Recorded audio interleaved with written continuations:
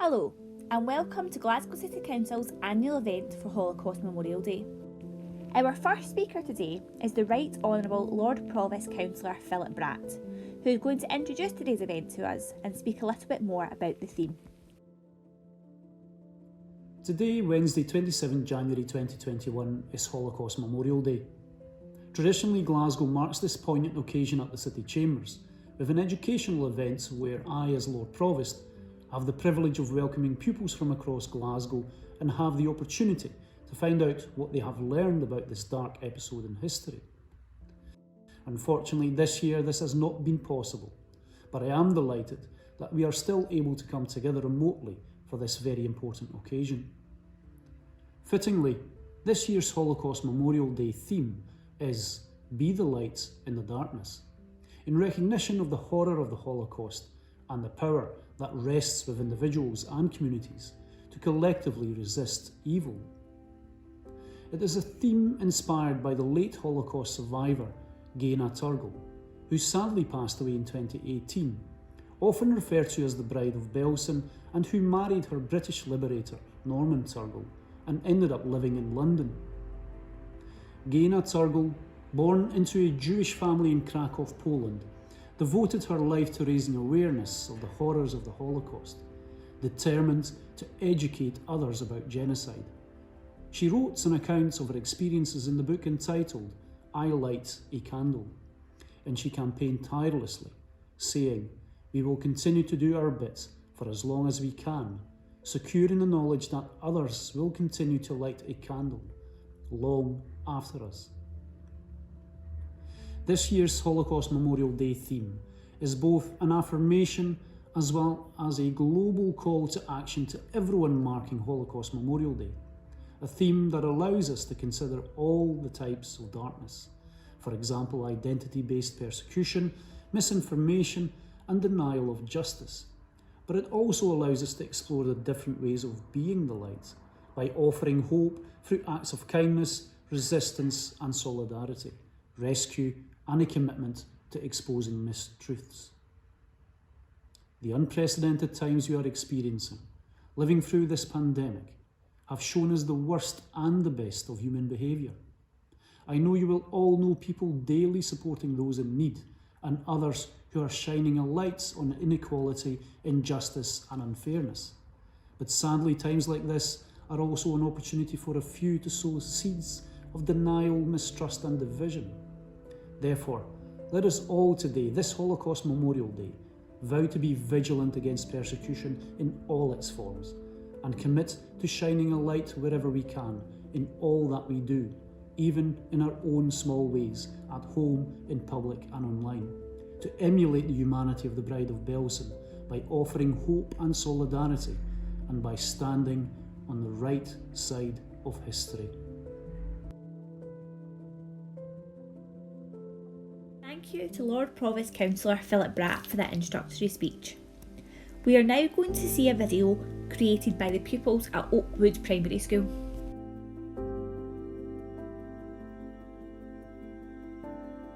Why did Hitler hate the Jews?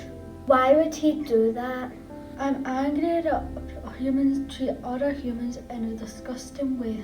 I can't believe that 6 million Jews died for nothing. I feel like it's not right for everyone being killed because they're Jewish. This is horrifying that another person can treat somebody like this. I can't imagine why somebody would do this to another human. I can't believe how unfair it was that the Jews were treated in that way. I find it unfair that millions of innocent people died because of one person's opinion. The Jews were kicked about and mistreated like how someone would kick about a rock.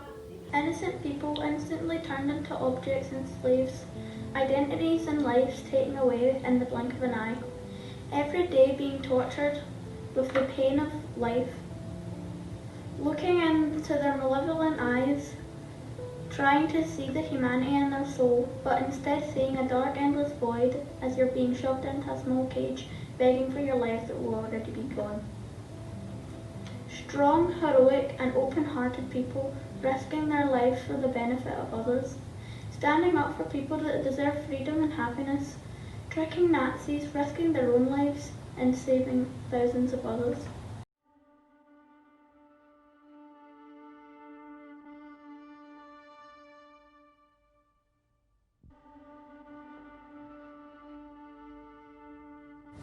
Irina Sendler, the woman who saved the Jews during the Holocaust. The Germans invaded Warsaw all the way back in 1939. That was when Irina began to help the Jews by offering them free food and shelter. When the Warsaw Ghetto was created in 1940, Irina couldn't help the isolated Jews anymore. The ghetto was around about the same size as Central Park in New York. 450,000 Jews were forced into living here.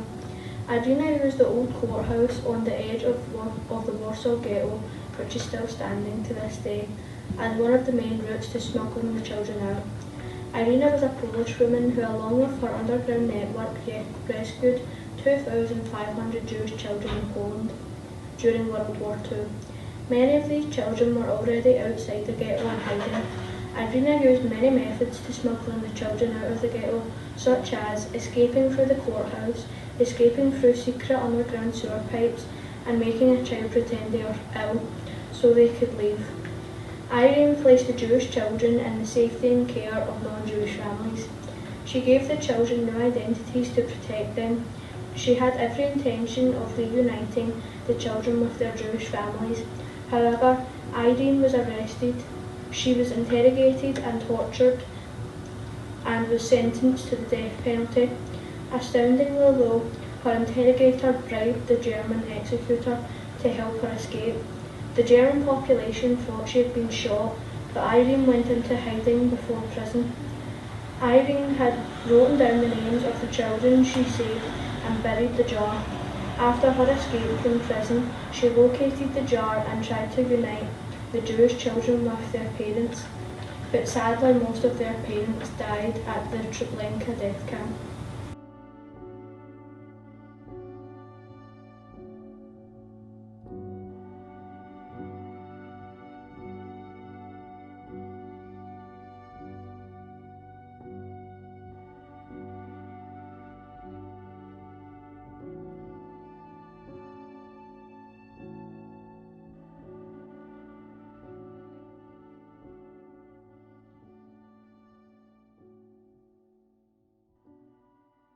Thank you to the pupils at Oakwood Primary School for creating that video for us to see today.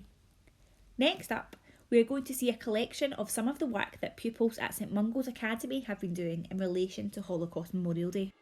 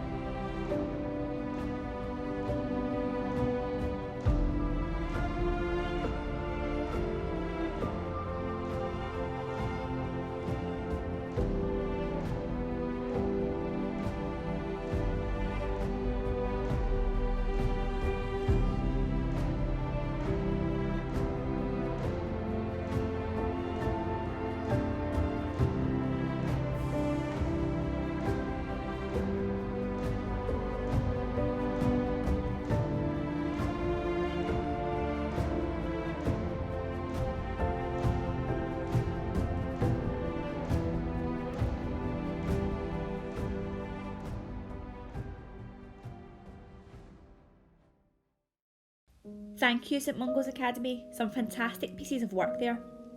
Next up, we're going to have a video created by St Benedict's Primary School. This year, the theme of Holocaust Memorial Day calls for us to be the light in the darkness. This darkness is not simply a thing of the past. In the last year, we have seen that it can still exist in all corners of the globe. In a year when we saw persecution and prejudice, heard mistruths and missed loved ones, we saw the great need for heroes. Today, we show that one small flickering candle may not be enough, but together we can brighten up the entire world. In this light, we open our eyes and find love and compassion and challenge discrimination. As we light these candles, we remember those who lost their lives in the Holocaust under Nazi persecution. and in the genocides of Cambodia, Rwanda, Bosnia, and Darfur. We remember them. We light these candles to commemorate those who stand up in the face of adversity, even now, and we light these candles to show everyone in Glasgow and around the world that we all can truly be the light in the darkness.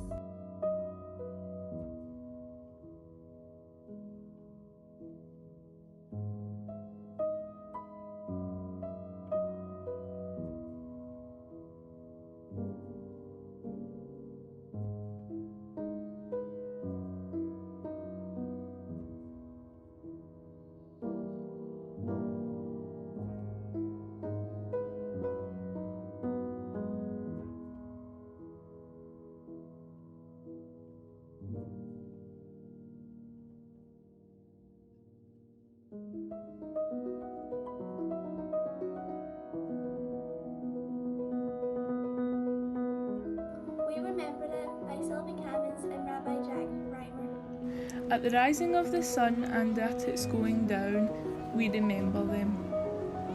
At the blowing of the wind and in the chill of winter, we remember them.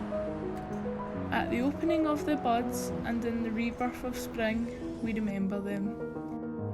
At the blueness of the skies and in the warmth of summer, we remember them.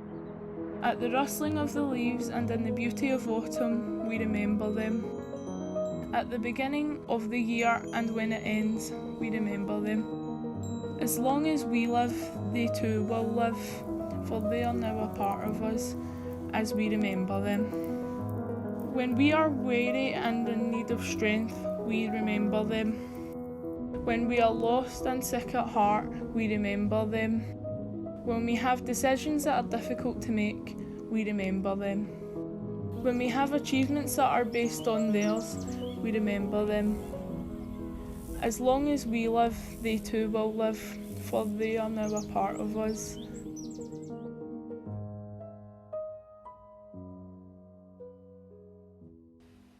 Thank you for that, St Benedict's Primary School. We are now going to hear from Councillor Chris Cunningham. Every year, we remember the Holocaust. It's an event that's led by our schools and young people themselves, a chance to showcase their learning and understanding of Holocaust Memorial Day and its importance. This year, of course, is different. Our memorial event has been online, a virtual one while we safeguard ourselves from COVID. And our theme of Be the Light in the Darkness seems more than appropriate in these days of lockdown and isolation. But however we mark this day, our purpose must be clear: to remember the Holocaust, to bear witness to genocide and its victims, and to reaffirm our commitment to pass that memory on to the future. The simple act of marking the day is important. I'm certain that those of us at this event will never be able to fully understand it. But having a Memorial Day and learning about it in our schools serves to keep the fact of the Holocaust in our minds. The last concentration camp was liberated in 1945, more than 75 years ago. The simple passage of time means that those who survived the Holocaust and who are still with us will almost certainly have been children or teenagers in the camps, no older than many of you here today. Their age now is such that their living witness to that horror will not be with us for very much longer. So it's all the more important that we hold events such as this, to remind ourselves that we must never allow such things to happen again. As I have already commented, our theme this year is Be the Light in the Darkness, and our schools and young people should be extremely proud of their interpretations of this theme in their performances today. Let me be honest. The Holocaust is a very difficult subject. We can read about it in a history book, but the risk is that these are mere words on a page.